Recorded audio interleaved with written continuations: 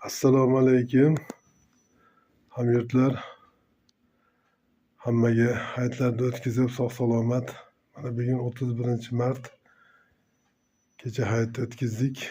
Xudo xolasa mana pistalarimiz yetishtiryapmiz. Xudo xolasa mana 21-mart kuni uyutgan edik. 2 kun 3 kun uyutdikda mana ertasiga quritdik.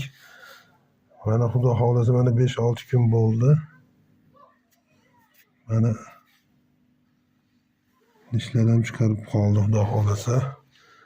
Bunda Akbariy, mana bunda prezident